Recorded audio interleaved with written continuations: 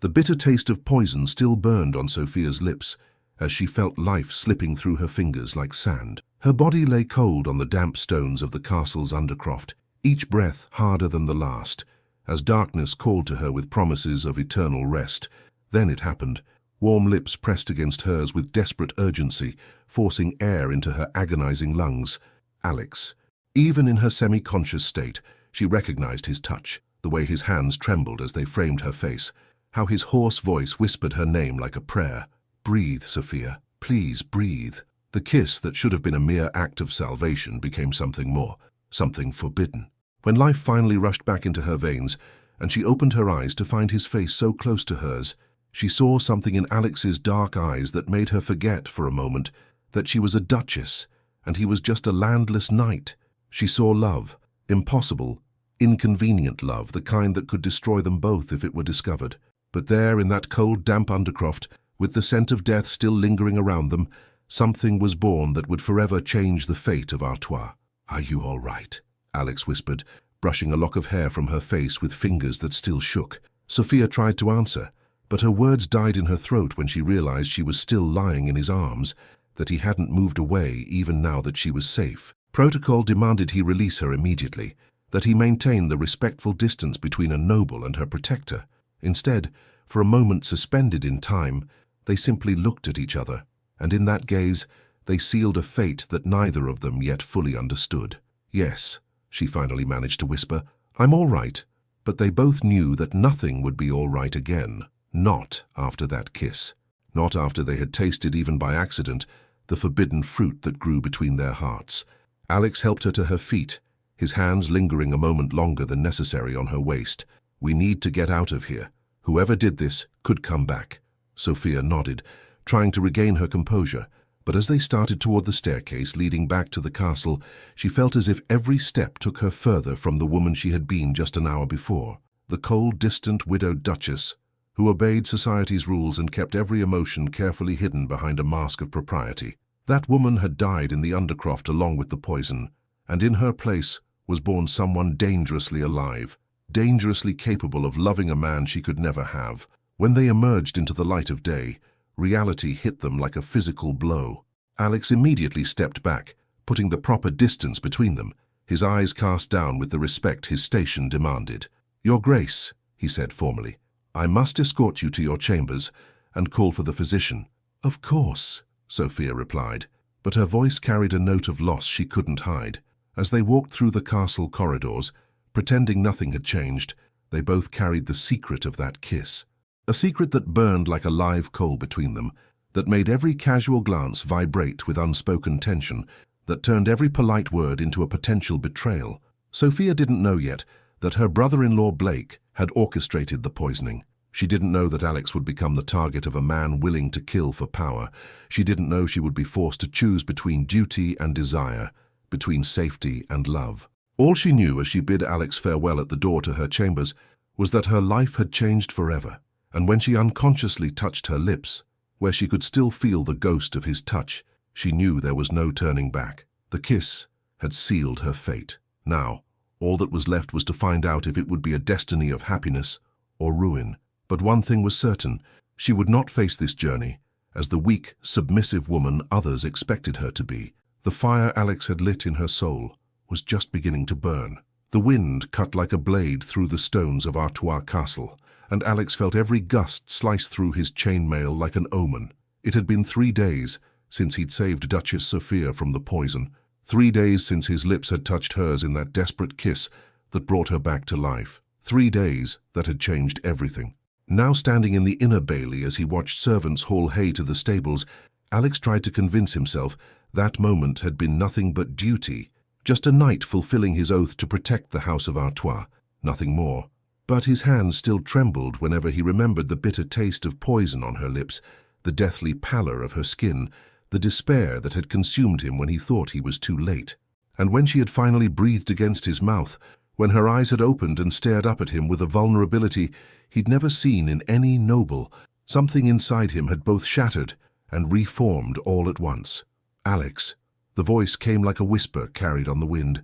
He turned slowly, and there she was.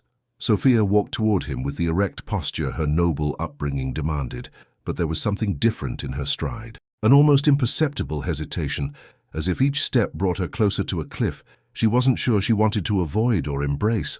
She wore a dark mourning cloak, as befitted a recent widow, but the color only enhanced the paleness of her skin and made her eyes seem even more intense. Alex bowed his head in reverence, but he couldn't stop his eyes from meeting hers for a fleeting instant. "Your Grace." His voice came out huskier than he intended. "I need you to accompany me to the village of Millbrook," she said, her tone formal, but Alex caught the tension hidden in her words. "The peasants have reported issues with the tax collectors, and I need to see the situation for myself." It was an excuse. They both knew it. Millbrook was only an hour's ride away, and any squire could have escorted her there, but Alex nodded without question. "Of course, Your Grace. When do you wish to leave?" "Now." The word came out too quickly, betraying an urgency she tried to hide by adjusting the cloak on her shoulders. Alex noticed her hands were trembling slightly, and he had to fight the urge to step closer. Minutes later, they were riding side by side down the road that snaked through the golden autumn fields. The silence between them was thick, heavy with unspoken words and memories that hovered like ghosts. Alex kept his eyes fixed on the horizon, but he was aware of her every movement beside him, every soft breath that escaped her lips. "Alex."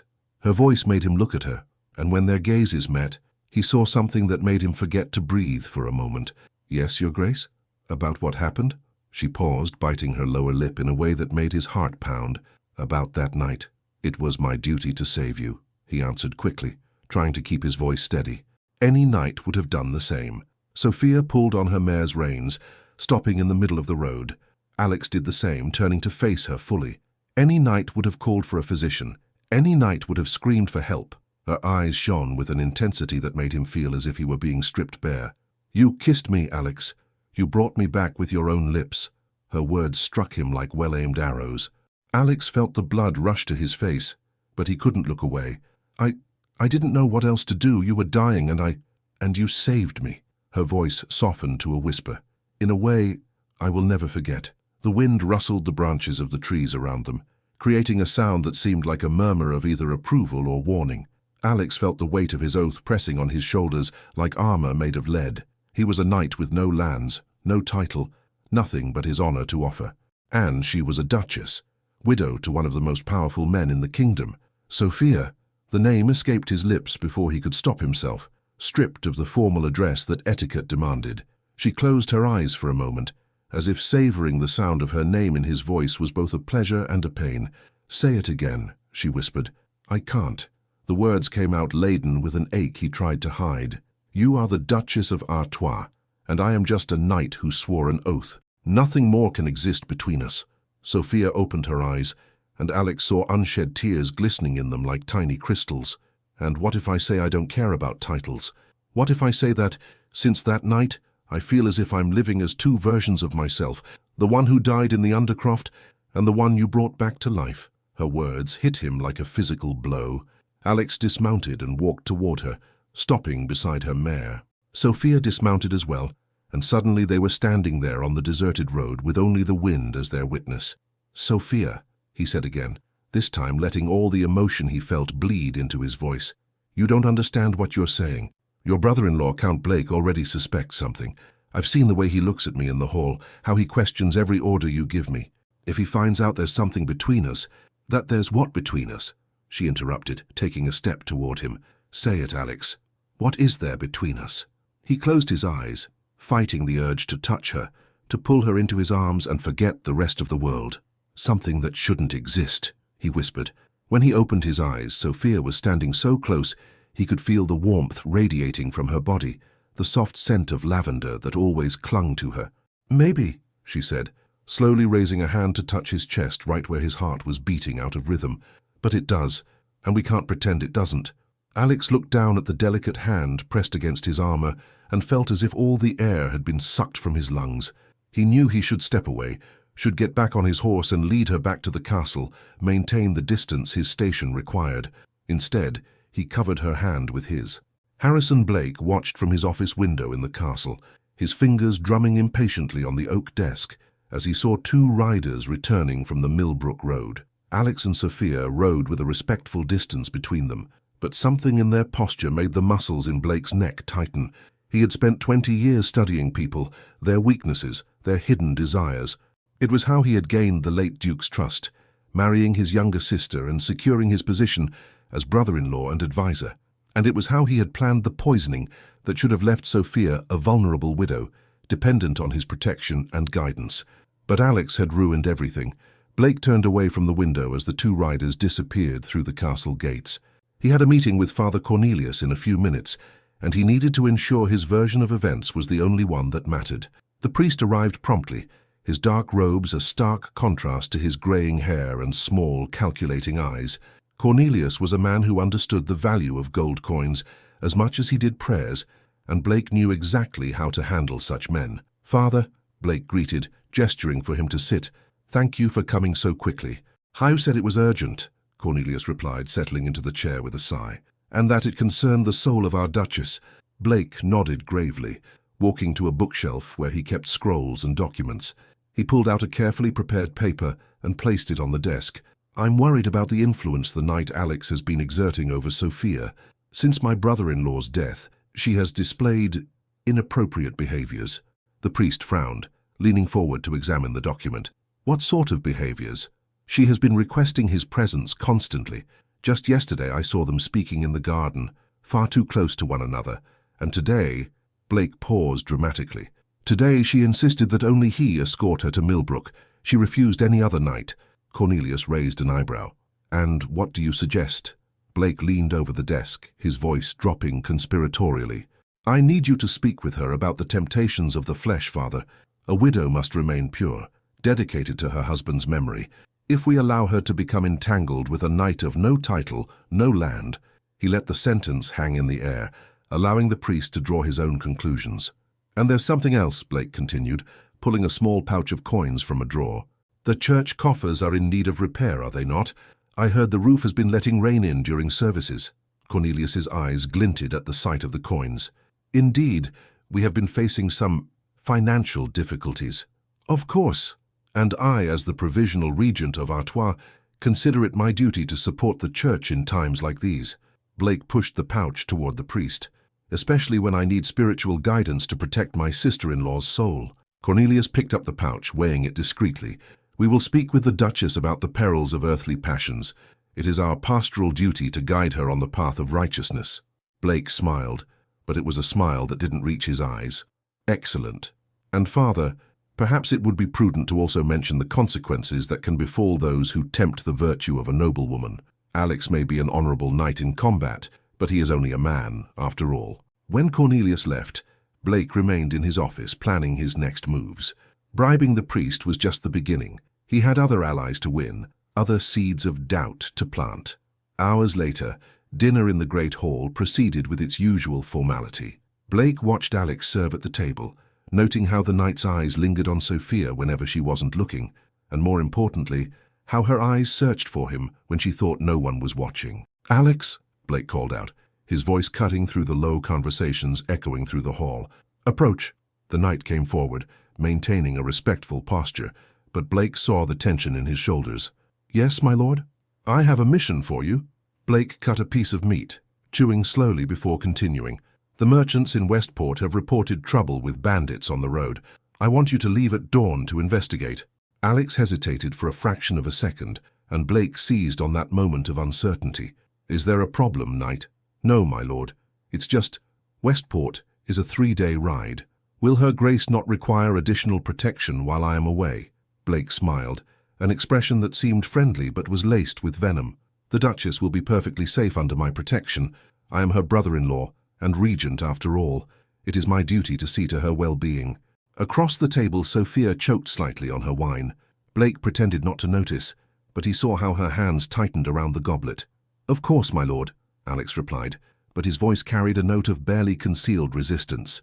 "Good. You will leave at dawn." "And Alex," Blake paused, making sure he had the attention of everyone at the table. "This mission could be dangerous. Bandits have no honor. They follow no code of chivalry. A man can easily get lost on the roads, especially if he is not completely focused on his duty." The threat was clear to anyone who knew how to listen. Alex inclined his head in acknowledgement, but Blake saw the flash of defiance in his eyes. "I understand perfectly, my lord." Sophia rose abruptly, her chair scraping against the stone floor. "Excuse me, I don't feel well." She left the hall quickly, her skirts whispering against the stones. Blake watched Alex fight the urge to follow her, seeing the internal battle reflected in his expression. "It seems our Duchess has not been feeling well lately," Blake commented casually. "Perhaps it's the pressure of her new responsibilities. A woman alone facing so many difficult decisions." He paused, letting his words take root. "Fortunately, she will not have to bear this burden for much longer. I have been considering the marriage offers that have arrived from several noble houses. It is time to ensure Artois has the strong leadership it deserves." Alex's jaw tightened, but he said nothing. Blake leaned back in his chair, satisfied. The pieces were moving exactly as he had planned. By tomorrow, Alex would be far away, and he would have free rein to work on Sophia's mind, to plant doubts about the knight's intentions, to make her see the sense in accepting a political marriage. And if Alex tried to interfere when he returned, well, dangerous roads were known for swallowing stubborn knights. In the shadows of the hall, Blake smiled to himself, savoring the taste of approaching victory. The pre-dawn mist still hung over the courtyard, as Alex adjusted the straps on his saddle one last time. His fingers worked mechanically, but his mind was consumed by the previous night's conversation with Blake. 3 days. He was being forced away for 3 whole days, and every instinct he possessed screamed that this was exactly what the Count wanted. The sound of soft footsteps on the damp stones made him turn. Sophia was walking toward him, wrapped in a heavy cloak that made her look like a ghostly apparition in the faint morning light. She had braided her hair simply, but a few rebellious strands escaped to frame her pale face. "I couldn't sleep," she said simply, as she approached. Alex felt his heart ache at the sight of the dark shadows under her eyes. "Sophia, you shouldn't be here. If Blake sees you, he's asleep, and the servants won't ask questions." She stopped a few feet from him, pulling the cloak tighter around herself. "I needed to say goodbye properly."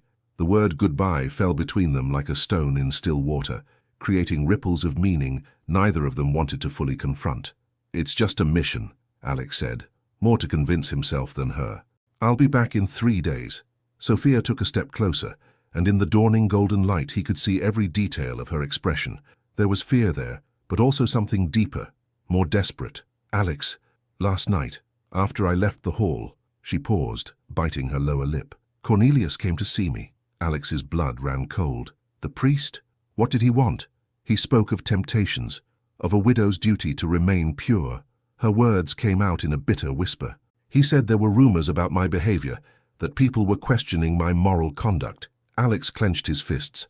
"Blake, obviously." Sophia glanced over her shoulder, checking that they were truly alone. "But that's not all, Alex. Cornelius also mentioned that Harrison has been receiving formal marriage proposals from powerful houses, and that it would be prudent for me to consider accepting one soon." The rage that seized Alex was so intense that for a moment he feared he couldn't control it. His hand moved instinctively to the hilt of his sword, but Sophia's soft voice brought him back. "There's more." She moved even closer, so close he could feel the warmth of her body through her cloak. "He said it would be a shame if some knight were to get hurt trying to interfere in matters that don't concern him, that accidents can happen to men who don't know their place." Alex stared at her, seeing the raw, naked fear in her eyes. "He's threatening me through you, and it's working." Her voice trembled. "Because I can't lose you, Alex. Not now. Not after finding out what it feels like to have someone who makes me feel alive." Her words struck him like arrows straight to the heart. Alex glanced around the deserted courtyard, then made a decision that could cost him everything. He took Sophia's hand and pulled her into the shadow of the watchtower, where the ancient stones hid them from any prying eyes. "Sophia," he whispered, releasing her hand, only to raise his own to frame her face. "Listen to me. Whatever Blake is planning, whatever pressure he brings to bear on you, remember this. I will always come back for you. Always." She closed her eyes, leaning into his touch. "How can you promise that? You are just one man, and he has the power of the entire county on his side." "Because," Alex leaned his forehead against hers, breathing in the soft scent of lavender that always followed her. "Because now I have something to fight for that is worth more than my own life." Sophia opened her eyes, and in them, Alex saw a light that made him forget how to breathe. "Alex."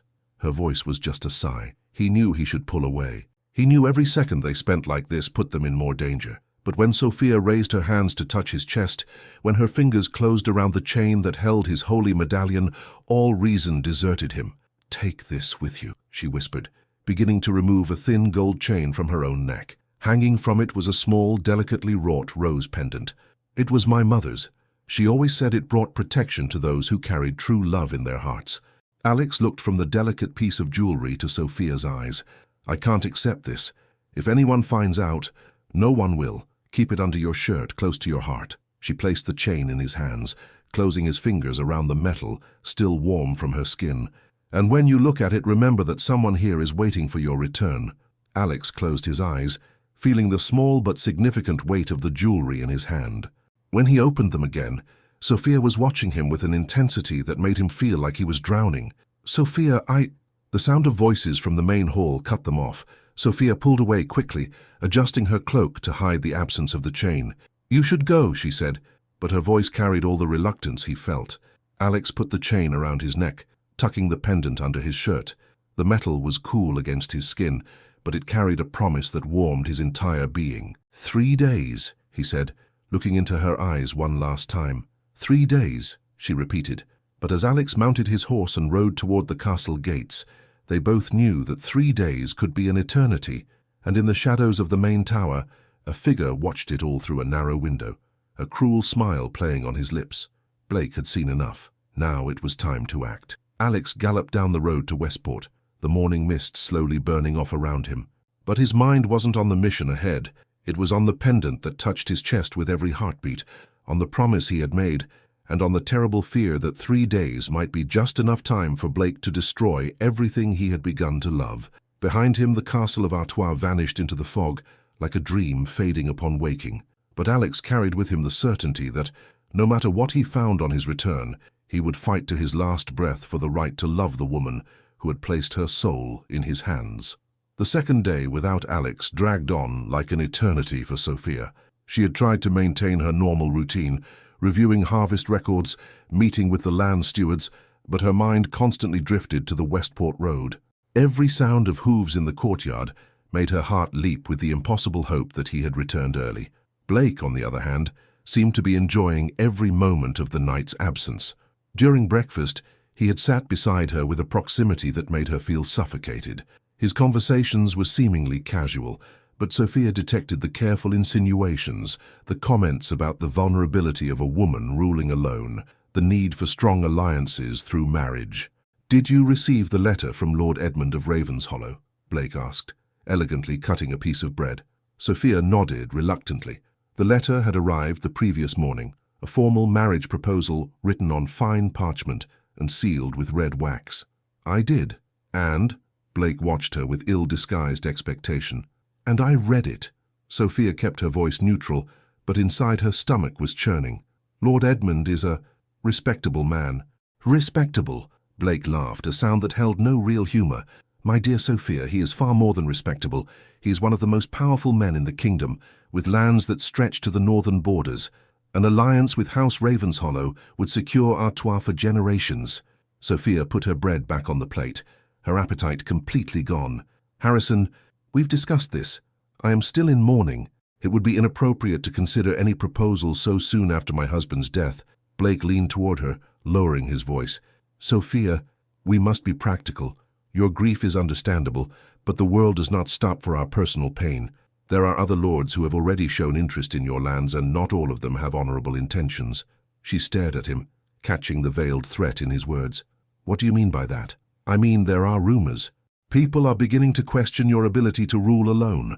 Some even suggest that inappropriate influences may be clouding your judgment." Sophia's blood ran cold. "Inappropriate influences?" Blake sighed dramatically, as if reluctant to continue. "There is talk of your closeness with certain members of your personal guard. People have noticed how you depend on the company of the knight Alex, how he has unrestricted access to your chambers, how—" "Enough." Sophia stood abruptly, anger flaring in her eyes. "Alex is an honorable knight who swore to protect this house. Any insinuation to the contrary is a legitimate concern of your subjects," Blake interrupted, rising as well, "and of your brother-in-law, who has a responsibility to look after your reputation." They faced each other for a tense moment, and Sophia saw something dangerous glinting in Blake's eyes. Something that made her realize she was treading on far more perilous ground than she had imagined. "Of course," Blake continued, his tone softening slightly, "these concerns could be easily dispelled with a proper marriage. A husband who could take on the heavier responsibilities of governance, leaving you free to focus on the activities more suited to a lady of your station." Sophia felt a wave of nausea as she realized the trap being built around her. "I need time to think, of course, but not too much time." Blake smiled, but it was an expression that didn't reach his eyes. "Lord Edmund expects a reply within a week, and it would be unwise to keep him waiting much longer than that." Sophia left the hall without another word, but she could feel Blake's eyes burning into her back. She headed for the gardens, hoping the fresh air would help her think more clearly. It was there she found Sister Margaret, the nun who had served as her lady-in-waiting since her husband's death. The older woman was gathering medicinal herbs, her skilled hands working among the plants with an efficiency born of experience. "My lady," Margaret greeted, immediately noticing the pallor on Sophia's face. "Are you well?" Sophia glanced around, making sure they were alone, then approached the nun. "Margaret, I need your counsel. But first, I must know, can I trust you with something that could put us both in danger?" The nun stopped her work and looked at Sophia with serious eyes. "I have served this house for 20 years, my lady. My loyalty is to you, not to any temporary regent." Sophia felt an immense sense of relief at her words. "Harrison is pressuring me to accept a marriage proposal, and he's using insinuations about my reputation to force my hand." Margaret frowned. "What kind of insinuations?" "About my closeness to Alex." Sophia lowered her voice to a whisper. "Margaret, there are feelings between us that shouldn't exist, and Harrison knows it." The nun was silent for a long moment, considering her words carefully. "And these feelings, are they returned?" Sophia nodded, feeling her cheeks burn. "Since the night he saved me from the poison, I feel as if my soul has been awakened from a deep sleep. But Harrison has sent Alex away, and now he's using his absence to pressure me." "Where is Alex now?" "On a mission to Westport. He's due back tomorrow." Sophia took Margaret's hand. "But I fear Harrison has no intention of letting him return." The nun's eyes hardened. "Explain." Sophia told her about the veiled threats, the conversation with Father Cornelius, the mounting pressure to accept the marriage to Lord Edmund. When she finished, Margaret remained silent for several minutes. "My lady," the nun finally said, "there is something you need to know about your brother-in-law, something I discovered by accident, but which may be crucial." Sophia felt her heart quicken. "What is it?" Margaret glanced around nervously before continuing. "The night you were poisoned, I was in the kitchens preparing a sleeping draught. I saw Harrison speaking with a man I didn't recognize, a stranger dressed as a merchant. They were speaking low, but I heard words like dose and timing." Sophia's blood froze. I think Harrison may have had more involvement in that night than he let on, and if he was capable of trying once, he could try again." Sophia completed the thought, the realization landing on her like a cold stone. "Especially if Alex poses a threat to his plans." Margaret nodded gravely. "We must warn Alex when he returns, but in a way that Harrison won't suspect." Just then, the sound of hooves in the main courtyard made both women tense. Sophia ran to the edge of the garden from where she could see the castle gates, desperately hoping to see the familiar figure of Alex returning. Instead, she saw a messenger dismounting from a sweaty, exhausted horse. The man carried a sealed scroll and seemed urgent to deliver it. "Margaret," Sophia whispered, a terrible fear growing in her chest. "Something is wrong." Minutes later, Blake appeared in the garden, the scroll open in his hands, an expression of false concern on his face. "Sophia, I'm afraid I have bad news." His voice carried just the right amount of sorrow to sound genuine. "The messenger brought word from Westport. There was a bandit attack on the main road last night." Sophia's world seemed to stop. "Alex, he's wounded, but alive. However, he's being treated in Westport and will be unable to travel for several days, perhaps weeks." Blake approached her with calculated care. "Sophia, I'm sorry to discuss this at such a time, but this situation only confirms the need for you to make a decision about your future. You cannot continue to depend on a single knight for your protection." Sophia stared at him, seeing through his mask of concern. Every instinct she possessed screamed that this message was a lie, a carefully orchestrated manipulation. "I want to send our own physicians to Westport," she said, her voice steady despite the terror she felt. "I've already sent the best men available," Blake answered quickly, and they brought back specific orders from Alex. He doesn't want you to worry about his condition. He only wants you to remain safe here. It was too perfect, too convenient. Sophia glanced at Margaret and saw the same skepticism mirrored in her eyes. "Harrison," she said slowly, "I will need time to process this news before I consider any decisions about my future." Blake nodded with false understanding. "Naturally, but remember, my dear, that time is something we may not have in abundance. Lord Edmund awaits an answer, and there are other suitors who may not be so patient." As Blake walked away, Sophia felt as if she were being slowly strangled by an invisible net. Alex was in danger, or worse, she was being forced into a marriage that would destroy her soul, and there was nowhere to run. But as she watched Blake's back disappear into the castle, a cold determination began to grow in her chest. If Harrison thought she was just a helpless piece in his game, he was about to find out just how wrong he was. Night had fallen over the castle like a heavy shroud, and Sophia lay awake in her chambers, her mind racing with desperate plans. 3 hours had passed since Blake had brought the news about Alex, and every minute that ticked by deepened her certainty that something was terribly wrong. A soft knock on the door made her jump. "Enter," she called out quietly. Margaret slipped in silently, carrying a tray with tea, but her eyes shone with a barely contained urgency. "My lady," the nun whispered, setting the tray on a table, "I managed to get some information." Sophia moved to her side quickly. "What did you find out?" "I spoke with Thomas, the blacksmith. He confirms a messenger arrived today, but he said the man seemed nervous, constantly looking over his shoulder. And stranger still." Margaret paused, checking that the door was securely shut. The horse showed no signs of a long journey. It wasn't lathered or tired as it should have been after a 3-day ride. Sophia's heart hammered. "So the message is likely false. But there's more." Margaret leaned closer. "I managed to speak discreetly with some of the guards. None of them were sent to Westport as Blake claimed. And Robert, Alex's squire, is on edge. He said something doesn't add up about the whole story." Sophia closed her eyes, trying to think clearly despite the fear consuming her. "Margaret, I have to get to Alex. If he's truly hurt, I need to be by his side. If he's being held prisoner, that would be madness, my lady. You can't just leave the castle in the middle of the night. Blake has guards everywhere, and if I don't act now, it might be too late." Sophia gripped the nun's hands.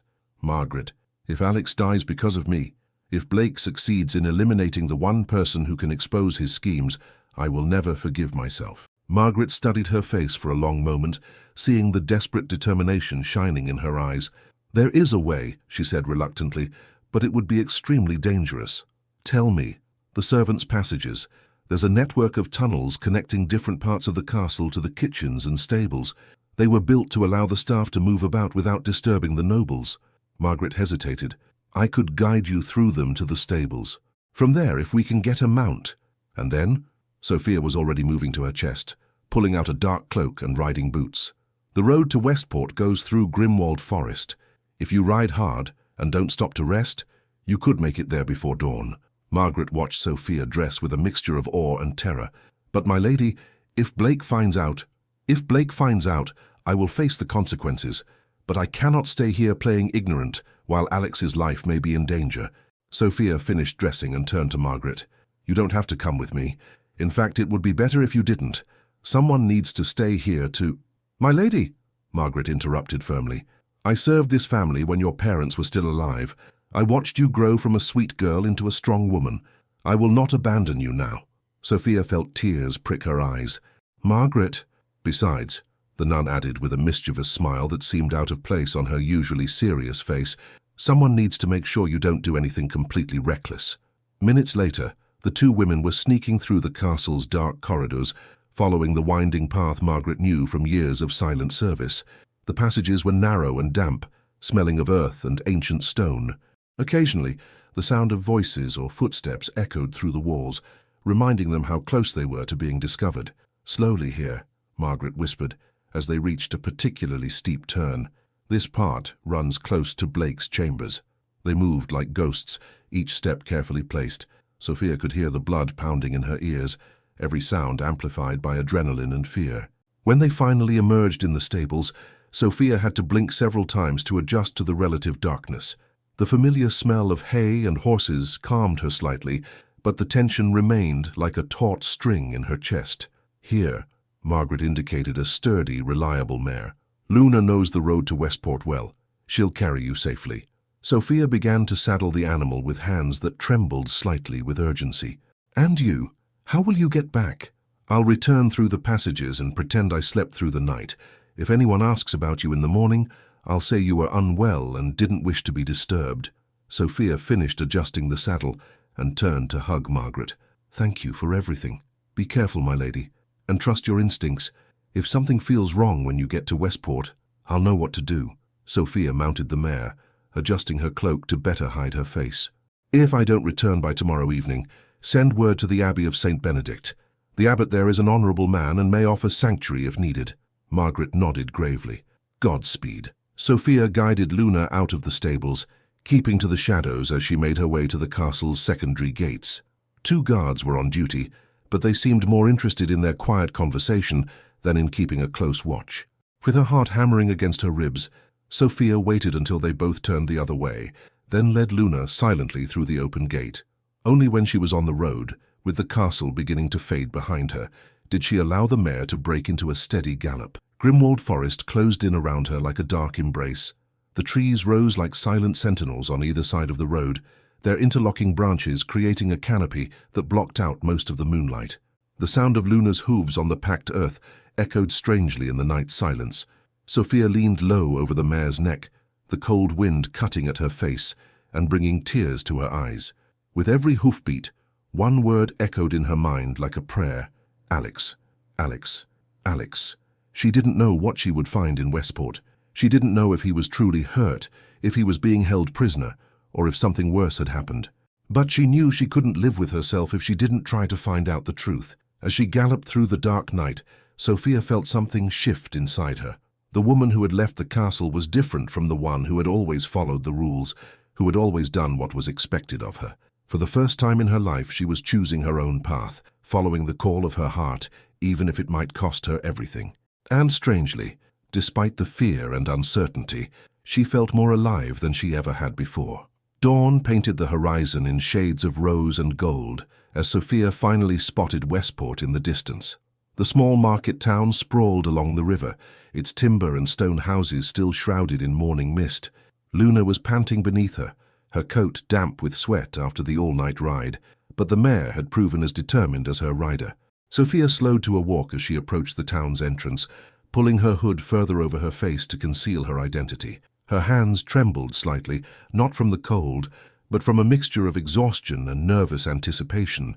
Every fibre of her being was taut, prepared for both the joy of finding Alex safe and sound and the horror of discovering Blake's lies were worse than she had imagined. The Golden Boar Tavern stood in the centre of town, a sturdy 2-story building where travellers and merchants often stayed. If Alex was truly hurt in Westport, this was where she would find him. Sophia dismounted Luna in front of the inn, tying the reins with fingers that still shook from the urgency of her journey. She took a deep breath before pushing open the heavy oak door. The tavern's common room was nearly empty at this early hour, with only a few merchants finishing their breakfast before resuming their travels. The innkeeper, a burly man in a stained apron, looked up as she entered. "Good morning," she said, keeping her voice low and masking her aristocratic accent. "I'm looking for information about a knight who may have arrived here wounded. His name is Alex." The man frowned, wiping his hands on his apron. "Alex? Tall, dark hair, small scar on his forehead?" Sophia's heart leaped. "Yes, that's him. Is he here?" "Well," the innkeeper hesitated, studying her face with curiosity. "He was here. Arrived the day before yesterday, in the afternoon, but he wasn't wounded. In fact, he looked to be in perfect health." Sophia felt the world tilt slightly. "The day before yesterday? But that's impossible. He left Artois 3 days ago on a mission to investigate bandits." The innkeeper shook his head. "There were no bandits, miss. Alex came here asking about rumors of criminal activity, but every merchant who's passed through in recent weeks confirmed the roads were safe." "Where is he now?" Sophia asked, trying to keep her voice steady, despite the confusion mounting in her mind. "He left yesterday morning bright and early, said something was suspicious about the mission he'd been given and that he needed to return to Artois to investigate." The innkeeper leaned over the counter. "Pardon me for asking, but you're not from around here, are you? The way you speak..." Sophia ignored the implied question. "Did he say anything else? Anything about where he was going or what he suspected?" "Well," the man glanced around nervously. He said someone had lied about the situation here, and that meant there was real danger waiting for him back home. Seemed quite worried about someone named... He paused, trying to remember. Sophia, I believe. Said that name several times. Sophia's legs nearly gave out. Alex wasn't hurt. He wasn't being held prisoner. He was on his way home, likely arriving at the castle at this very moment, walking straight into whatever trap Blake had laid. How long ago did he leave? She asked urgently. Oh, about 12 hours, maybe more. He had a strong horse and seemed to be in a hurry. Sophia stumbled out of the tavern, her mind racing to calculate the time. If Alex had left Westport 12 hours ago, and if he rode as hard as he usually did, he should have already reached Artois. And if Blake had fabricated this whole lie about injuries and bandits... She mounted Luna quickly, but paused before riding off. Something the innkeeper had said bothered her. Alex had discovered there were no bandits, that the mission was a sham. That meant he would be returning suspicious, on his guard against Blake. But it also meant Blake knew his lie would soon be discovered. Sophia spurred Luna back onto the road, but this time her urgency was different.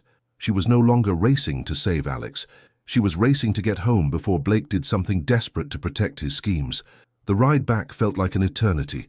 The sun climbed slowly in the sky, marking each passing hour with cruel precision. Sophia pushed Luna beyond safe limits, stopping only to water the mare at streams along the way. It was when she saw the towers of Artois Castle on the horizon that she knew she was too late. Smoke was rising from one of the towers, not the normal smoke from the kitchens or hearths, but the thick black smoke of something burning out of control. And even from a distance, she could see figures running across the main courtyard. Sophia spurred Luna one last time, galloping through the castle gates like an apparition from a nightmare. Guards turned to stare at her, some shouting orders she couldn't understand over the pounding of hooves and her own ragged breathing. She dismounted in the courtyard and ran toward the main entrance, where she found Margaret running toward her, her face pale with terror. "My lady, thank God you've returned." Margaret grabbed her by the arms. "There's terrible news. What happened?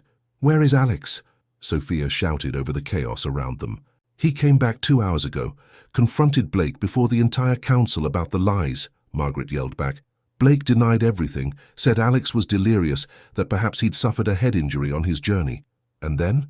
"And then—" Margaret hesitated, tears welling in her eyes. "Blake declared Alex was betraying his oaths, that he'd abandoned his mission to chase fantasies. He ordered him arrested for insubordination." Sophia felt the blood freeze in her veins. "Where is he now?" Margaret pointed to the tower where the smoke was coming from. "Blake said Alex resisted arrest, that he tried to flee. He said there was a struggle, that Alex fell and—" Her voice broke. "Blake has declared that Alex died trying to escape justice." Sophia's world collapsed. Her legs gave out and she would have fallen if Margaret hadn't held her up. "No," she whispered. "No, that can't be true."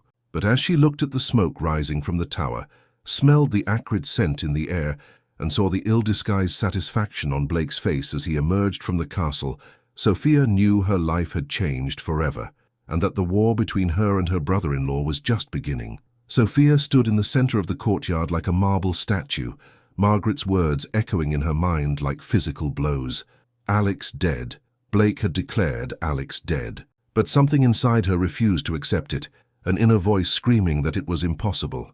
"My lady," Margaret whispered urgently, "Blake is coming this way."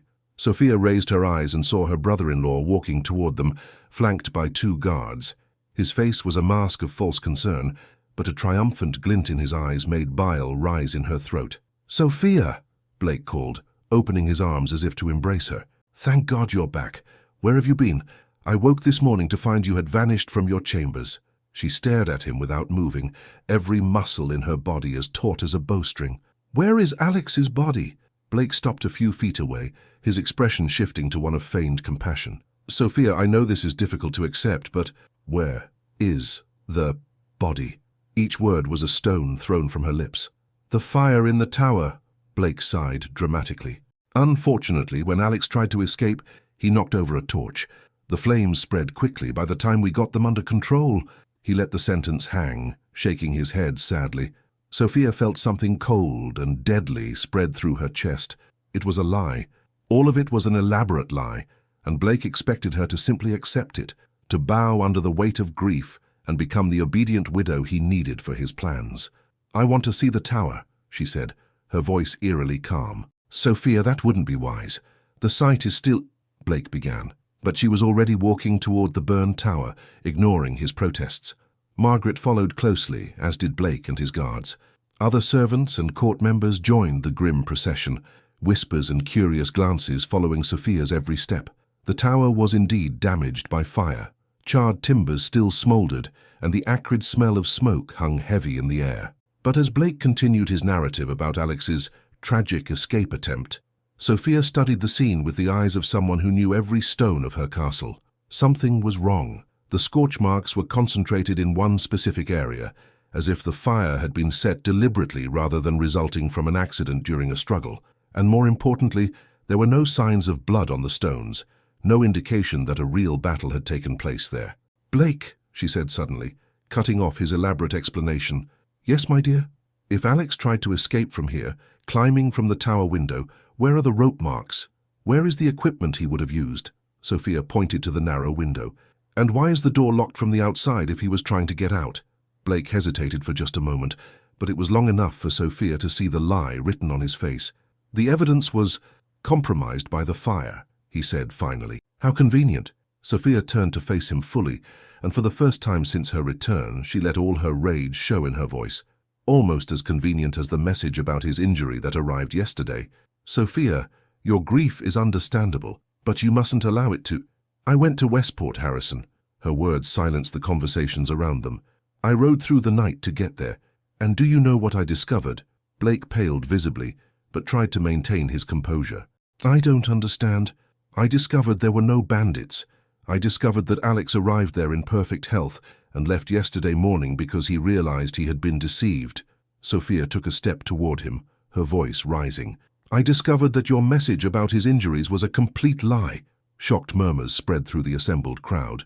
Blake glanced around nervously, seeing he had far too large an audience for his liking. "Sophia, you are obviously distraught. The grief, the strain of the last few days." He reached out as if to touch her. "Perhaps you should rest." "Don't touch me." Sophia recoiled, her voice echoing off the ancient stones. "And don't you dare suggest I'm delusional when everyone can see the truth right before their eyes." She turned to the crowd, which included council members, guards, servants, and even a few merchants who were at the castle on business. "People of Artois," her voice carried an authority she had never used before. "My brother-in-law wants you to believe that Alex died trying to escape justice, but I tell you that Alex was murdered because he discovered something that Harrison Blake did not want revealed." "Sophia, that's enough," Blake shouted, his mask of composure finally cracking. "You're speaking like a madwoman." "Am I? Then explain this." Sophia pulled something from within her cloak. It was a small dagger, its blade stained with something dark. "I found this in the tower's rubble, carefully hidden beneath the burned floorboards." Blake flinched as if he'd been struck. That could be from anywhere." "It could be, except for the fact that it has your initials carved into the hilt." Sophia held the dagger up for all to see. "H.B. Harrison Blake, the same dagger I have seen you use at meals hundreds of times." The silence that followed was absolute. Blake stared at the dagger as if it were a venomous snake, his mind clearly racing to find an explanation. "Someone must have planted it there," he said finally, but his voice lacked conviction. "Someone? Or did you drop it during your struggle with Alex?" Sophia moved closer, her voice low but laced with venom. "Tell us, Harrison, how exactly did Alex fall during his escape attempt?" Blake looked around desperately, seeing he had lost control of the situation. The crowd was staring at him with growing suspicion, and some of the guards were exchanging uncertain glances. A week had passed since Blake's arrest, and Artois Castle breathed with a lightness Sophia hadn't felt in months. The formal trial had taken place before the full council and representatives from neighboring noble houses. The evidence against Blake was overwhelming. The documents found in the caves, the testimony of merchants who confirmed being bribed, and the confession of 2 mercenaries who admitted to being hired for future accidents.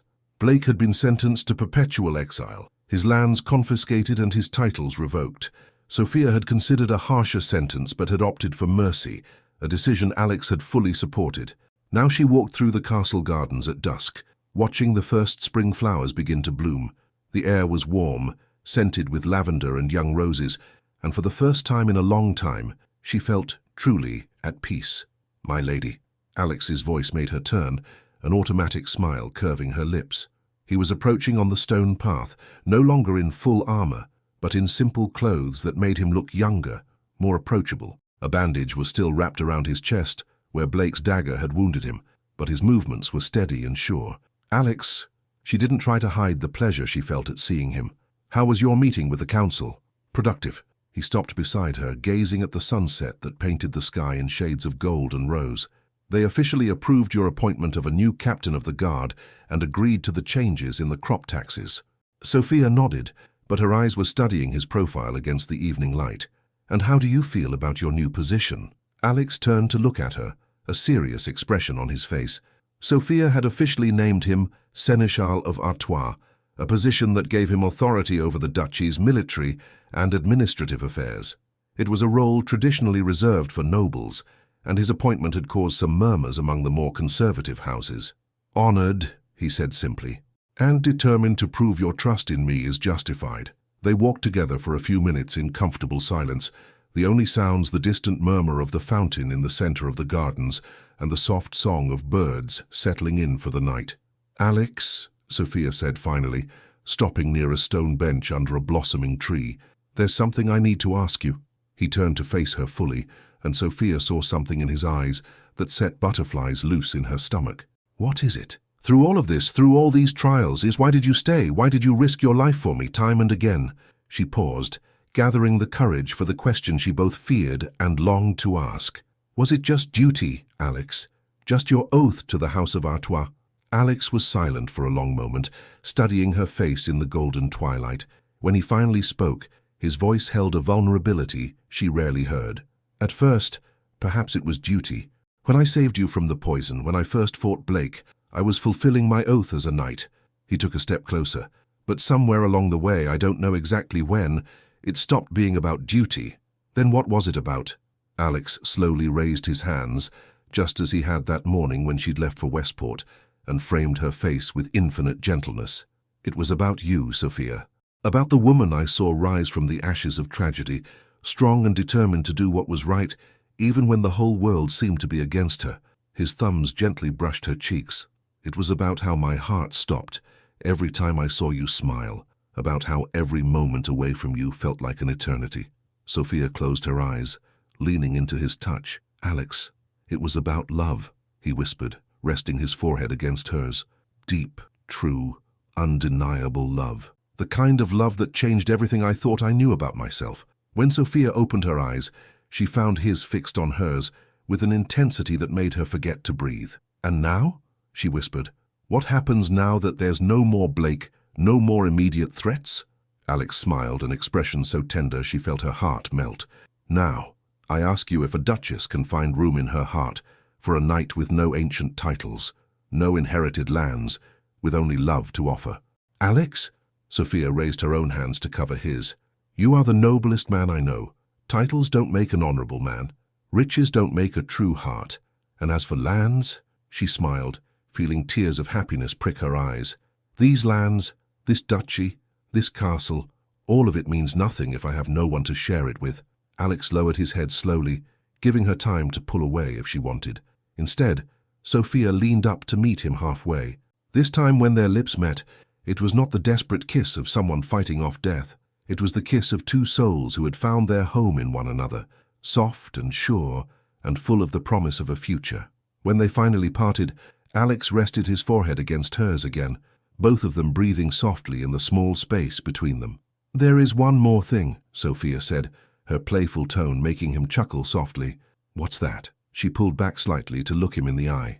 "As Seneschal of Artois, your first official duty will be to arrange your own wedding to the Duchess." Alex blinked, then broke into a laugh, a rich, joyful sound that echoed through the quiet gardens. "I think I can handle that responsibility," he said, pulling her closer. And as the sun set completely, painting the world in shades of violet and gold, Sophia knew she had found something more precious than any title or treasure. She had found a love that was worth every challenge she had faced to get there. In the months that followed, the Duchy of Artois flourished under the joint leadership of Sophia and Alex. Their reforms brought prosperity to the peasants, justice to the merchants, and stability to the lands. And when their first child was born 2 years later, the entire region celebrated the birth of an heir who would grow up knowing both love and duty, both compassion and strength. But that is a story for another day. For now, it was enough that two souls who had found each other could dance under the stars, whispering promises that would outlast any kingdom or dynasty. And in the quiet of the night, if one were to walk through the gardens of Artois Castle, they might hear the sound of low laughter and loving words, proof that some happy endings are earned through courage, determination, and the will to fight for what you believe in. Mice, end of story. If this story touched your heart like it touched mine while writing it, hit that like button so I know I managed to convey all the emotion Sophia and Alex lived through together. In the comments, let me know, what was the moment that moved you the most? And don't forget to subscribe to the channel for more stories that will make you believe in the transformative power of true love. After all, as we learned from our courageous Duchess, sometimes the greatest treasures come disguised as the greatest challenges.